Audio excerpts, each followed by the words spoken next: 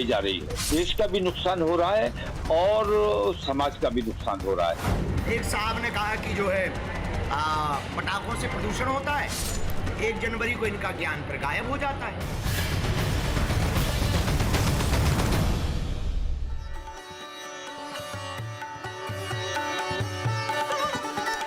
नमस्कार, बहुत बहुत स्वागत है आपका आज छोटी दिवाली के लिए। बहुत बहुत शुभकामनाएं आपको। आज त्योहार का अवसर है और इस त्योहार के अवसर पर रिपब्लिक भारत की तरफ से हमारे सभी दर्शकों को बहुत बहुत शुभकामनाएं। बात दीपावली की कर रहे हैं और बात आज के उत्सव की कर रहे हैं, तो आज जरूरी है कि आपको ये भी बताएं कि दीपावली के अवसर पर कैसे अयोध्या में प्रभु श्री राम के पधारने के बाद ये पहली दीपावली है और उस दीपावली का आगमन कैसे हुआ है वो आपको दिखाना चाहती हूँ। आज दीपावली के शुभ अवसर पर आज योगी आदित्यनाथ अयोध्या पहुंचे। और योगी आदित्यनाथ अयोध्या क्यों पहुंचे? क्योंकि प्रभु श्री राम वहां पधारने वाले थे। वो तस्वीरें सबसे पहले आपको दिखाना चाहती हूँ जब प्रभु श्री राम वहां पर पधारे और जैसे कि पुष्पक विमान में प्रभु श्री राम पहुंचे और वहां जब प्रभु श्री राम आए तो योगी आदित्यनाथ पहले से उनका इंतजार कर रहे थे। फूल माला से उनका स्वागत किया। उनके साथ उनके परम भक्त हनुमान भी थे। ये तस्वीरें आज अयोध्या से आई हैं। आज का दीपोत्सव जो कि वहां अयोध्या में शुरू हो गया है राम की पैड़ी में, वो बहुत महत्व रखता है, लेकिन ये तस्वीरें भी उतनी ही महत्व रखती हैं क्योंकि अयोध्या से ये देखिए कैसे रथ खींचते हुए योगी आदित्यनाथ नजर आए। प्रभु श्री राम का रथ था तो भक्त योगी कैसे रथ खींच रहे हैं। वो रथ की सवारी प्रभु श्री राम, सीता मैया, लक्ष्मण जी और बजरंग बली कर रहे थे। और उसके बाद जब प्रभु श्री राम अयोध्या में विराजमान हो गए तो योगी आदित्यनाथ ने कैसे टीका लगाकर उनका स्वागत किया। ये तस्वीरें अयोध्या से आई हैं। अयोध्या से बहुत से सियासी गणित भी तय किए जा रहे हैं। योगी आदित्यनाथ अयोध्या में है। 2024 की राजनीति भी अयोध्या से किस तरह से अयोध्या की धुरी पर रही और अब वहां उपचुनाव भी होने हैं, उसकी भी एक तस्वीर वहां से देखी जा रही है। लेकिन सबसे भव्य है प्रभु श्री राम के आगमन के बाद योगी आदित्यनाथ की ये तस्वीरें जो उन्होंने प्रभु श्री राम का स्वागत करते हुए बिताई। आज अयोध्या में ही है योगी आदित्यनाथ। लेकिन एक तस्वीर आपको जरूर दिखाऊंगी आज रोशनी के त्योहार पर कैसे रोशनी को लेकर ही कुछ लोग एक द्वंद्व कर रहे हैं। कुछ लोगों को पसंद नहीं आ रहा है कि रोशनी के त्योहार में पटाखे जलाए जाएं, फुलझड़ी जलाई जाए या फिर यह हिंदू त्योहार पर एक हमला है। आज महाभारत में बात कर रहे हैं सुतली बम वर्सेस एटम बम की। ये क्यों कह रहे हैं? क्योंकि तौकीर रजा मौलाना है, आप जानते हैं, वो कह रहे हैं कि अगर सुतली बम जलाना है तो एटम बम ही इंसान पर डाल दो क्योंकि पटाखों से प्रदूषण हो रहा है, इंसान मर रहा है। बिल्कुल सही है, प्रदूषण की पर तो कार्रवाई होनी चाहिए, लेकिन ये प्रदूषण वाला राग दीपावली या हिंदू त्योहार पर क्यों है? इसका जवाब बाबा बागेश्वर ने दिया। बाबा बागेश्वर कह रहे हैं जहां जहां प्रदूषण है वहां पर कार्रवाई जरूर हो, लेकिन ये जो बोलने वाले लोग हैं ये सिर्फ हिंदू त्योहारों पर क्यों बोलते हैं? जब नववर्ष मनाया जाता है, दुनिया भर में आतिशबाजी होती है, तब ये कुछ नहीं बोलते हैं। उन्होंने ये भी कहा कि हिंदू त्योहारों पर ही उस आतिशबाजी पर हमला होता है। प्रदूषण अभी तो पटाखे जलाए भी नहीं गए हैं, तो प्रदूषण कैसा?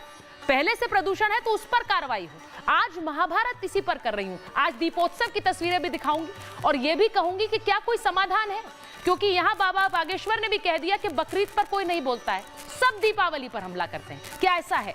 यह रिपोर्ट एक बार देखिए।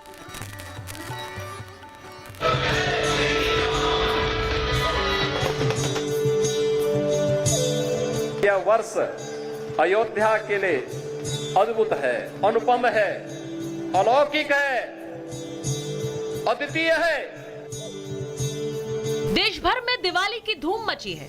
अयोध्या में रामलला की प्राण प्रतिष्ठा के बाद पहली दिवाली है। 500 सालों से जिसका इंतजार था वो पूरा होने वाला है। ये दिवाली ऐतिहासिक है।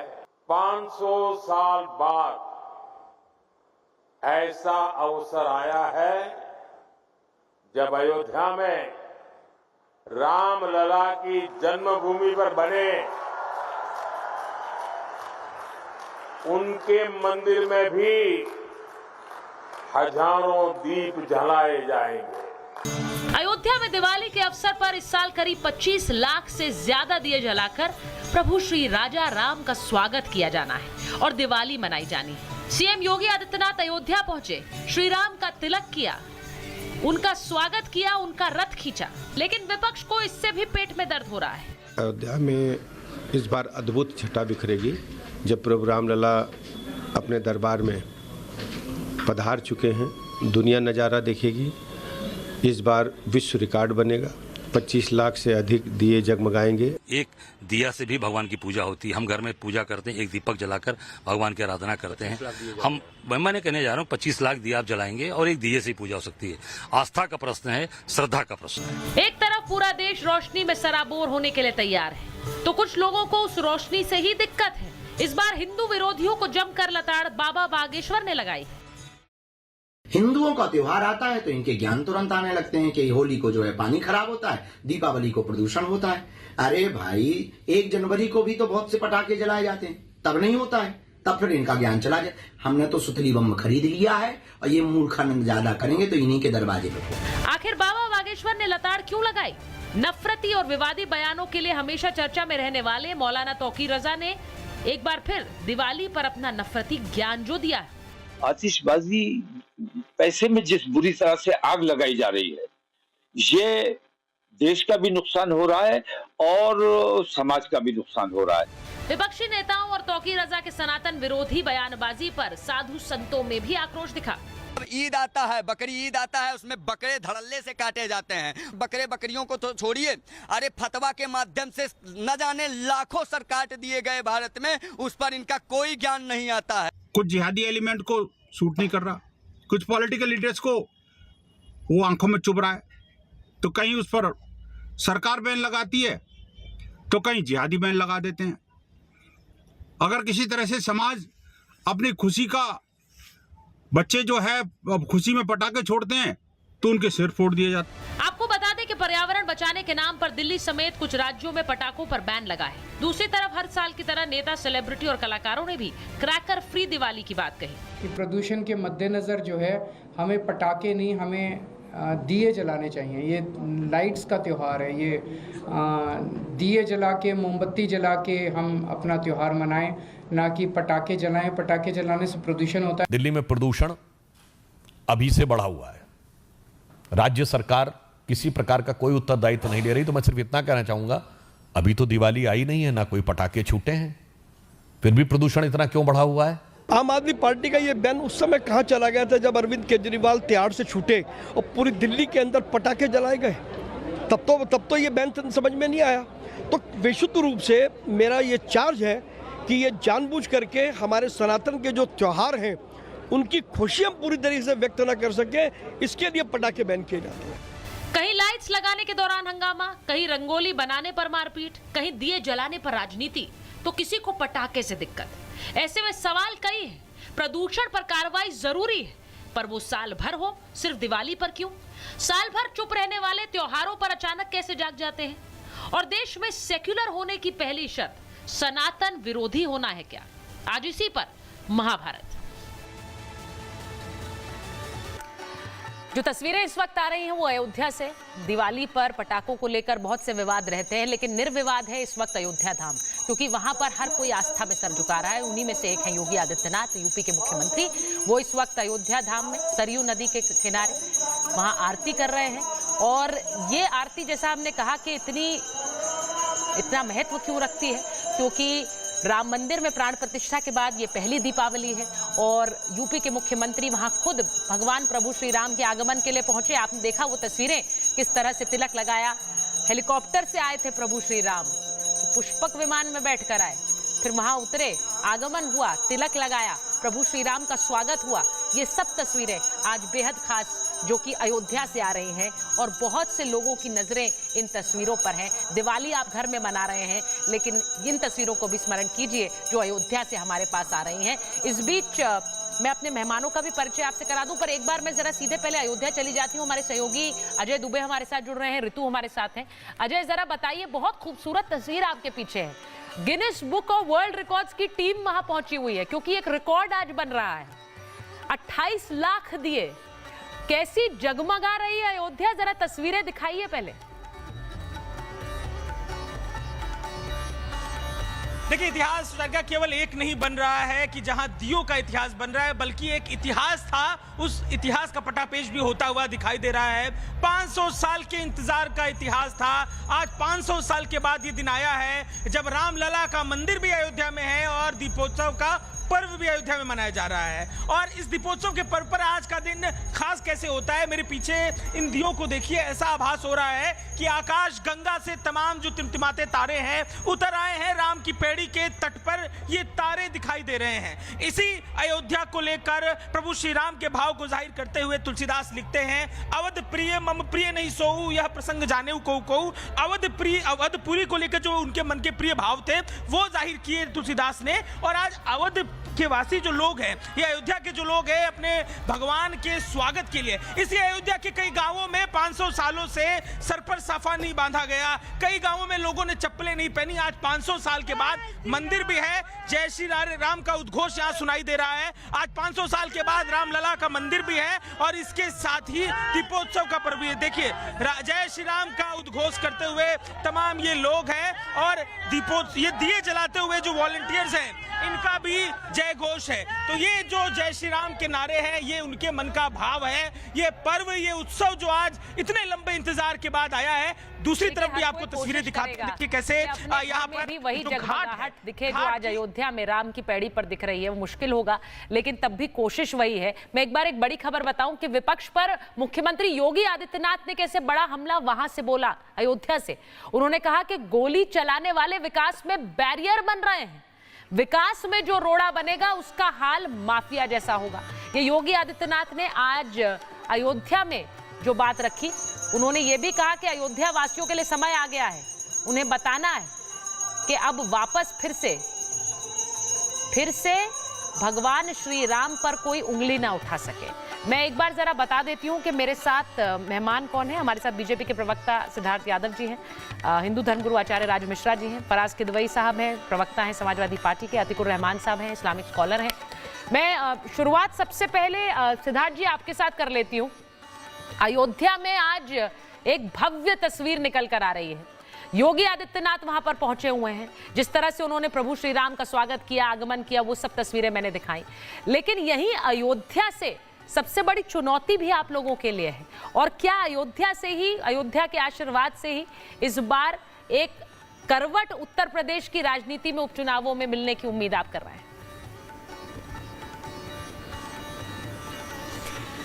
देखिए सुचारिता जी, मैं मानता हूं कि आज का जो दिन है ये देश के सभी भारतवासियों के लिए, सभी सनातनियों के लिए एक बहुत खुशी का पल है।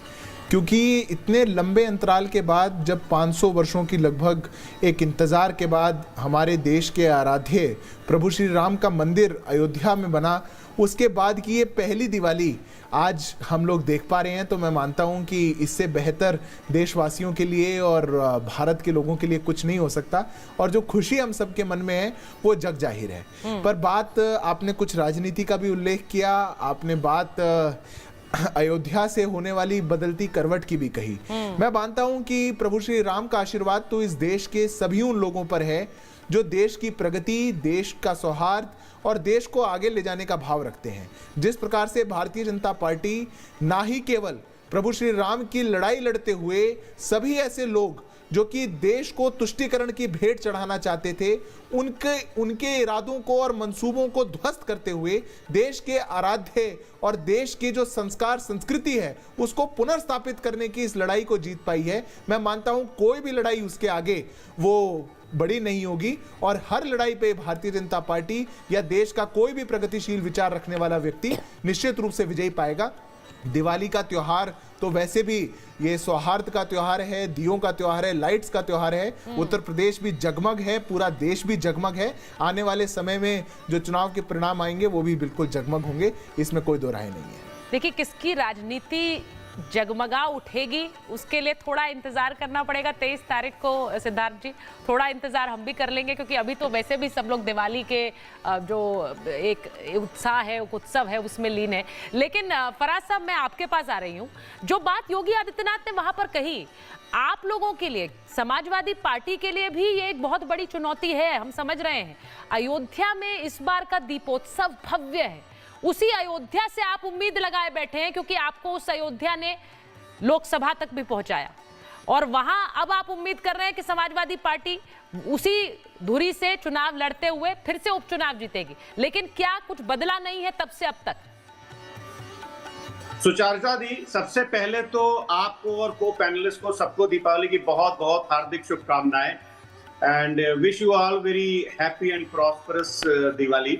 आपको भी। दूसरी बात, अगर अयोध्या की बात सुचारिता जी आप करिएगा तो आपने खुद ही कह दिया कि बता दिया कि भगवान राम ने अयोध्या में किसको आशीर्वाद दिया और भगवान राम भारतीय जनता पार्टी की राजनीति से और उनके जो कार्यकलाप हैं उससे कितना ज्यादा नाराज हैं।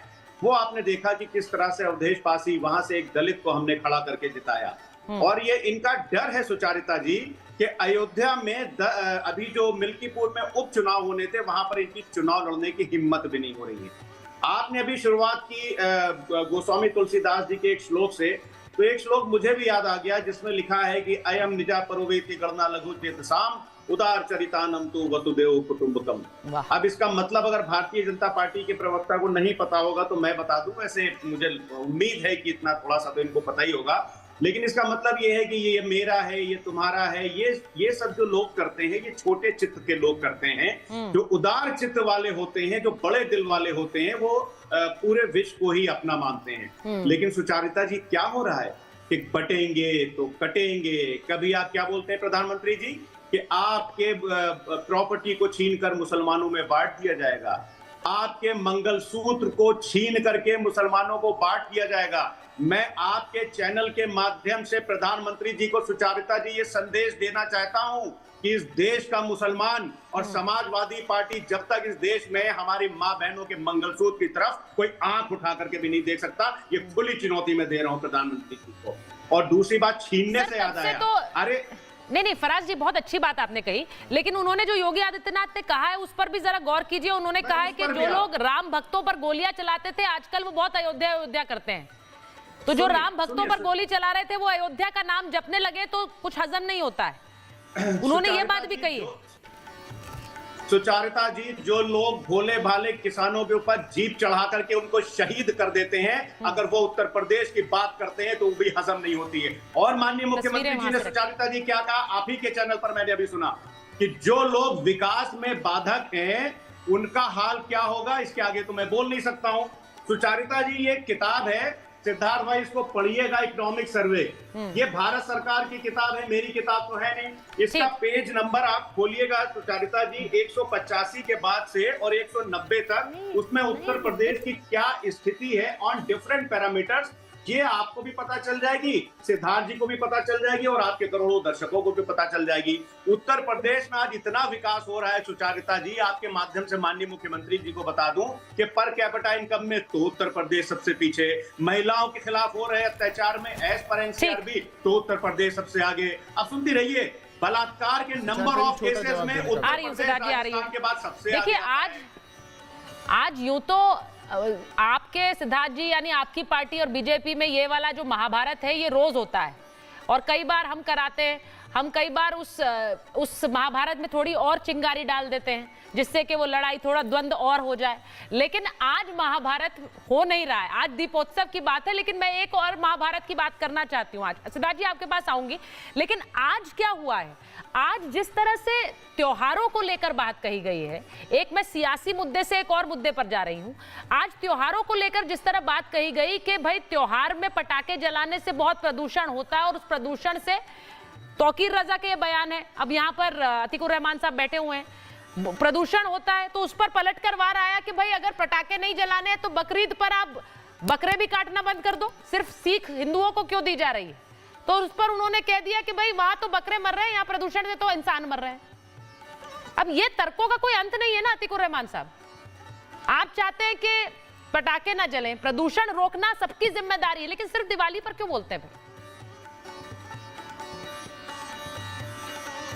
आवाज पर्व के मौके पर जहां पर हम मिठाइयां और सिर्फ खुशियां बिखेरना चाहते हैं, सिर्फ हम दिए जलाना चाहते हैं, सिर्फ रोशनी बिखेरना चाहते हैं, तो ऐसे कड़वे लोग तौकीर रजा जैसे हमारे समाज में है जो कोशिश करते हैं कि किसी तरह से कड़वाहट फैले, और इन लोगों को बहुत पहले हम लोगों को अपनी सोसाइटी से अलग थलग कर देना चाहिए था। अब भी मौका है। मैं हाथ जोड़ के विनती करता हूँ आपसे कि आज के दिन आपके ये प्रोग्राम का शायद आपने नाम चेंज ही कर दिया है कि इसको महाभारत ना कहकर आप दीपोत्सव कह दें, और सब लोग एक ही मैसेज दें कि आज के इस सुहाने पर्व के ऊपर तमाम हिंदुस्तानी, तमाम हिंदू, मुसलमान, सिख, ईसाई सिर्फ और सिर्फ मिठाई बांटेगा, मीठी बातें करेगा, सिर्फ और सिर्फ उल्लास की बातें करेगा। और ये जो हमारे समाज को तोड़ने वाले लोग हैं, खास तौर से हमारे राजनीतिक लोग, आप बताइए सुचारिता जी, भगवान राम हमेशा से आपने हमको बताया, हमारे बड़ों ने हमको बताया कि भगवान श्री राम क्या प्रतीक थे। आज हम बात क्या कर रहे हैं? हम बात कर रहे हैं कंपटीशन की, हम बात कर रहे हैं इलेक्शन के रिजल्ट की। हमको शर्म आनी चाहिए।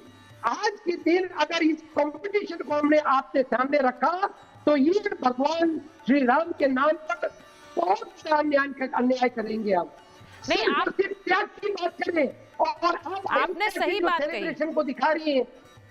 आपने बिल्कुल सही बात कही है। आप कह रहे हैं कि आज के दिन त्याग की बात, हम लोग एक कंपटीशन में क्यों रह रहे हैं, लेकिन आचार्य जी ये बताइए, इस कंपटीशन की ही बात है। बहुत प्रदूषण पर ध्यान देना मेरी भी जिम्मेदारी है, फराज साहब की भी, सिद्धार्थ जी की भी, आपकी भी, लेकिन सवाल उन्होंने बागेश्वर बाबा ने क्या बोला, उन्होंने कहा कि जो लोग ये बात करते हैं उन पर ही सुतली बम चला दो। अब वो हंसी मजाक में ये बात कह रहे थे, लेकिन ये बातें, ये आवाज, ये सवाल हमेशा दिवाली पर क्यों उठते हैं? उन्होंने कहा नववर्ष पर दुनिया भर में पटाखे जलाए जाते हैं, कोई बोलता क्यों नहीं है? सबसे पहले सुचारिता जी, आज शायद मुझे लगता है कि 35 लाख दिए ही नहीं जल रहे हैं, ये 35 लाख दिए सनातन विरोधियों के दिल को जला रहे हैं। मुझे लगता है कुछ लोगों को हार्ट अटैक ना आ जाए ऐसे दृश्य देख करके। 500 वर्ष बाद हमें यह सौभाग्य प्राप्त हुआ है कि हम ऐसी सुंदर दिवाली मना रहे हैं। मैं तो धन्यवाद करता हूं, चाहे जिस कारण से, मैं कहता हूं बीजेपी ने अपने राजनीतिक फायदे के लिए किया होगा, लेकिन 500 वर्ष बाद कोई पार्टी तो आई जिन्होंने सनातनियों को इस प्रकार का सम्मान दिलाया। रावण के लिए एक चौपाई कहा गया था श्री रामचरितमानस में कि पर उपदेश सकल बहुतेरे और जे आचरण ते नर न घनेरे। मैं निवेदन करूंगा जो भी सनातन विरोधी हो इस चौपाई को पढ़ लीजिएगा।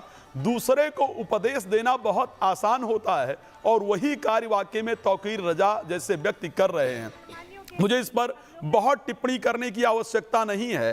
वो जो टिप्पणी कर रहे हैं उनके हृदय में पीड़ा हो रही है, उनको वास्तविकता में सिर्फ जो प्रदूषण नजर आ रहा है। यही नहीं, अभी तो ज्ञान शुरू होता है ना। जो हमारे त्योहार आते हैं तो बड़े ज्ञानी लोग वो बरसात के मेढक की तरह निकलते हैं, फुदकना शुरू करते हैं, और फिर होली पर पानी नहीं बर्बाद होना चाहिए, उस पर ज्ञान आता है। दिवाली पर पटाखे नहीं जलना चाहिए, उस पर ज्ञान आता है। लेकिन मुझे तो आज का दृश्य देख करके सुचारिता जी एक शब्द नजर आता है। एक बड़ी सुंदर भजन गाई थी कि आज लड़ियों से, मड़ियों से, फुलझड़ियों से सजा राम दरबार, शोभा अजब बनी। तो जो आज की शोभा है, मुझे लगता है इसको निहारना चाहिए। और ये सत्य था, पहले भी जब यज्ञ होता था ना, तो फिर राक्षस आते थे और उसमें विघ्न डालने के लिए पहले बातों की तरफ से प्रहार करते थे, फिर कुछ पत्थर वत्थर मारकर प्रहार करते थे, कुछ उसमें हड्डी मांस डाल करके यज्ञ को रोकने का प्रयास करते थे।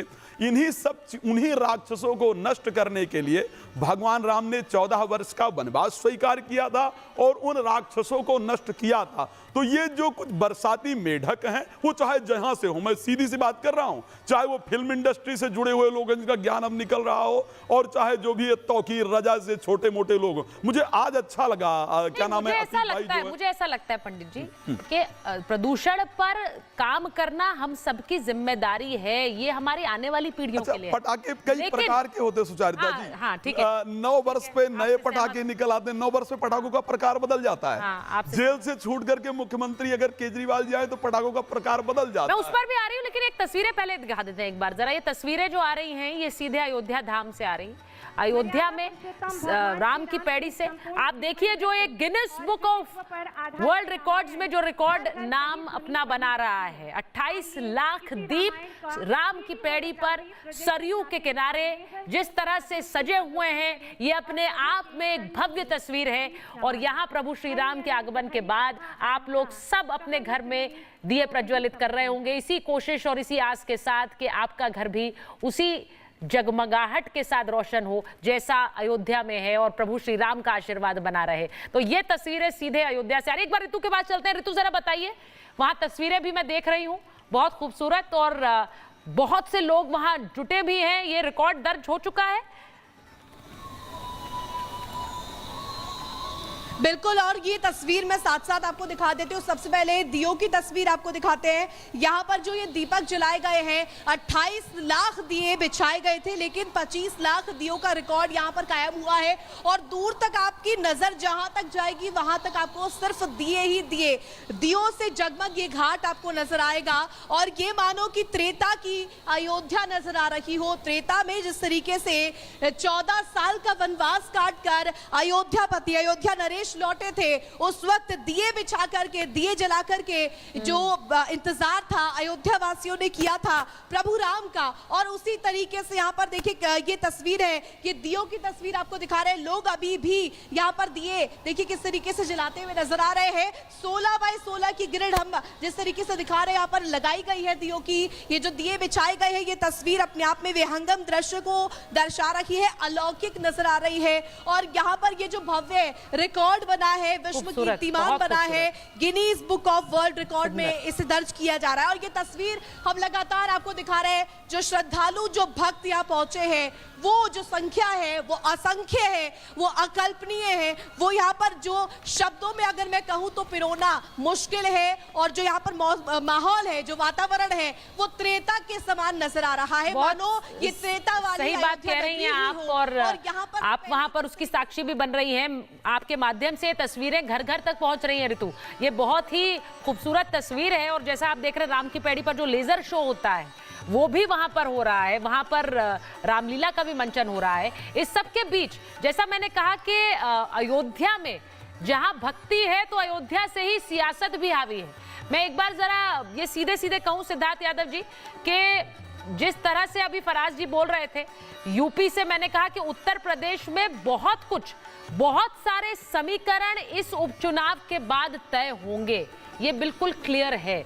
लेकिन मैं उस उपचुनाव की भी बात कर रही हूँ, साथ ही हिंदू त्योहारों पर हमले की भी बात कर रही हूँ। क्योंकि आज जब आपके जो वरिष्ठ सांसद हैं सुधांशु जी, उन्होंने प्रेस कॉन्फ्रेंस की, उन्होंने सीधे सीधे कहा कि त्योहारों पर टारगेट किया जाता है, हिंदुओं के त्योहारों को टारगेट किया जाता है, खासकर दिल्ली में जहां अभी पटाखे जलाए भी नहीं गए हैं, लेकिन उससे पहले ही प्रदूषण है, उसका हल नहीं है, लेकिन पटाखे बैन कर दो पहले।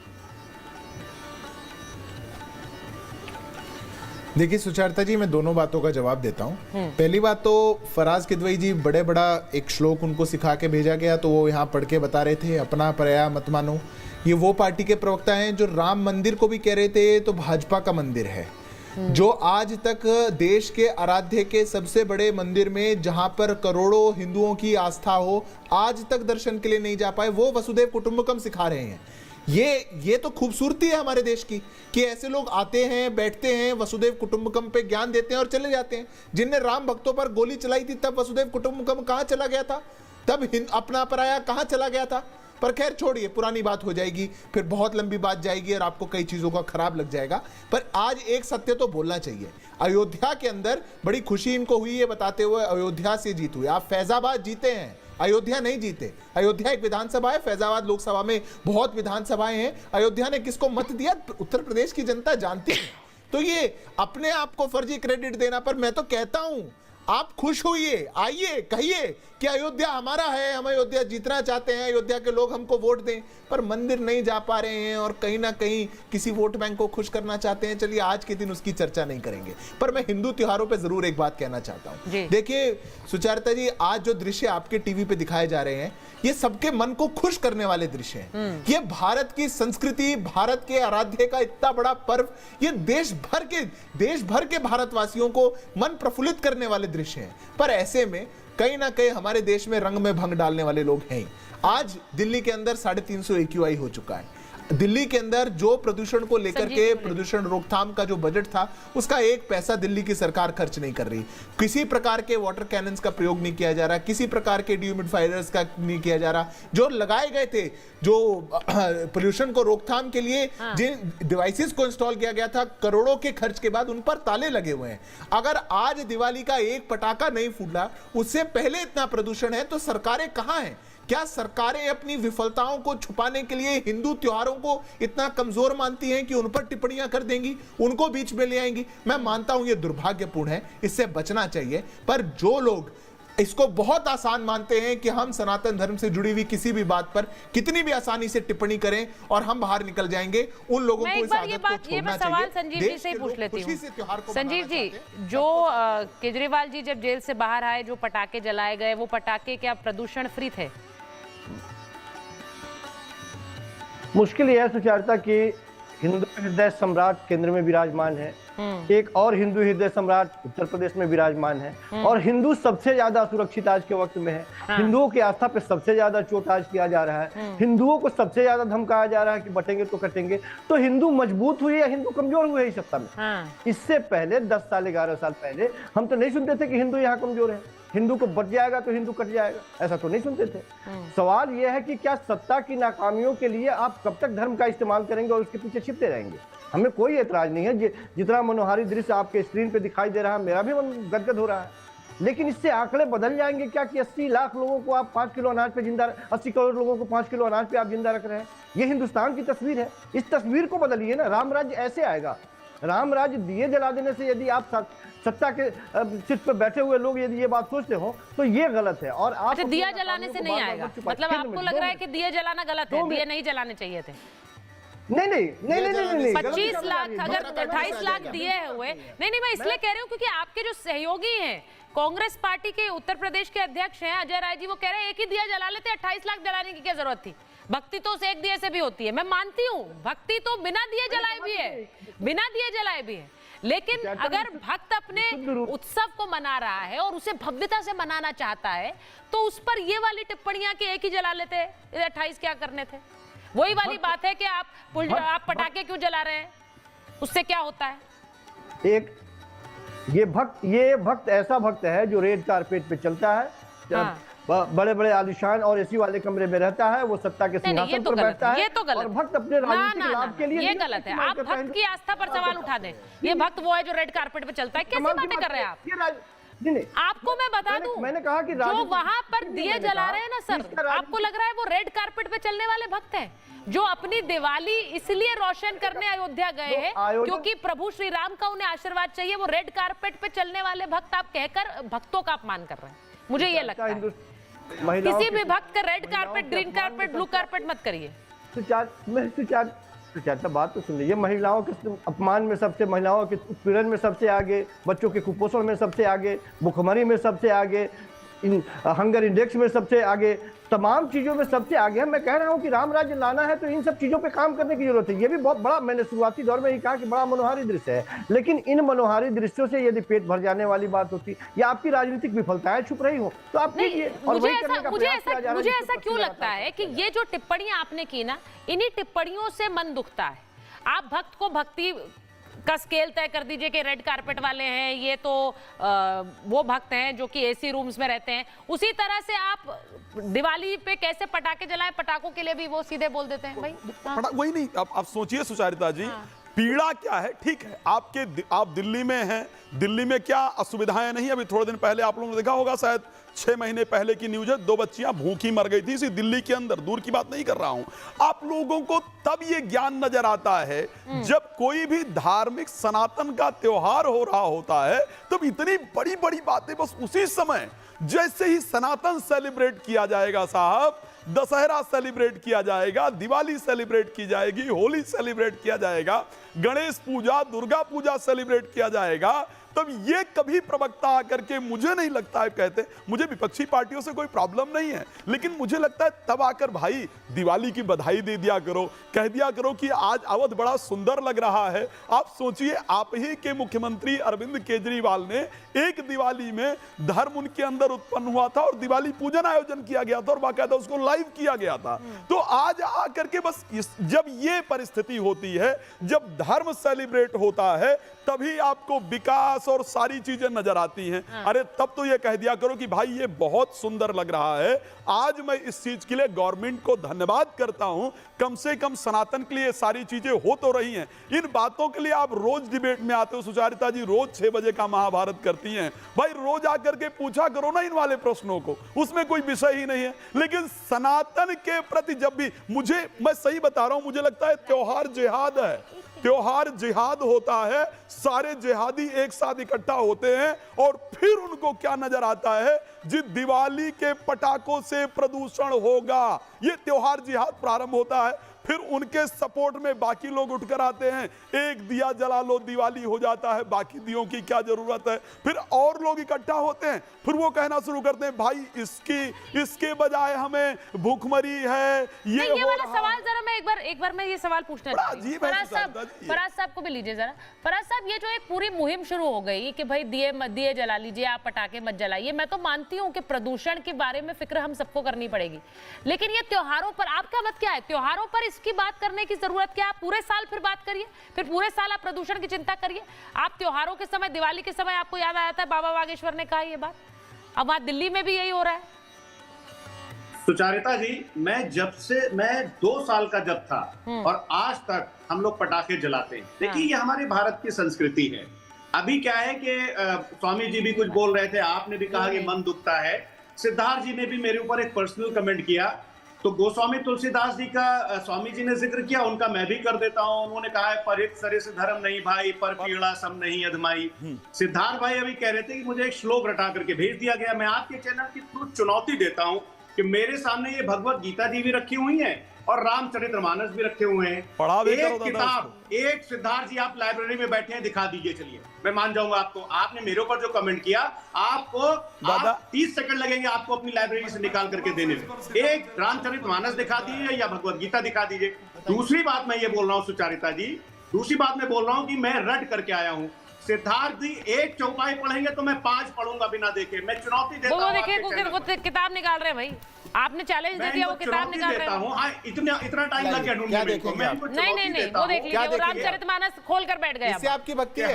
नहीं, मैं भी खोल के बैठा हूँ। क्या दिखाएंगे आप? चुनौती देखिए, रामचरितमानस वर्सेस रामचरितमानस नहीं हो सकता। इससे आपने जो प्रभु श्री राम वर्सेस प्रभु श्री राम नहीं हो सकता। और मुझे माफी दे दीजिए, ये भूल मुझसे तो मत ही कराइए आप। हाँ। तो सुचारिता जी, मैं ये बोल रहा हूँ कि इन्होंने बोला मैं रट करके कमाल हो गया। ये आप लोगों का एक पढ़े मैं 5 दोनों को कट करिए बस। और ये एक पढ़े मैं 5 पढ़ूंगा।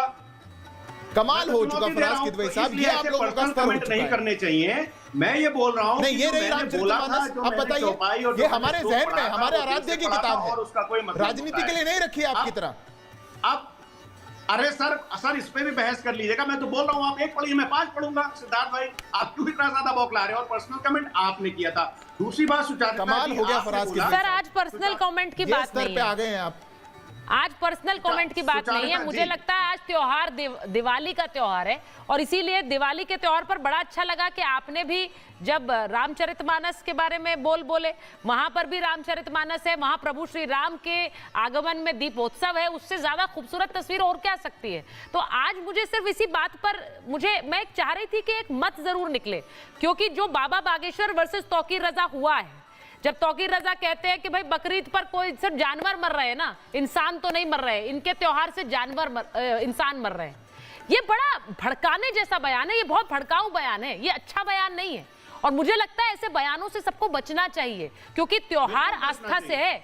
बहुत सी ऐसी जगह है जहां प्रदूषण का स्तर नहीं है, वहां पर पटाखे आप जलाइए और खुशी से जलाइए, दुनिया भर में जलाए जाते हैं और नए साल के आगमन में जलाए जाते हैं।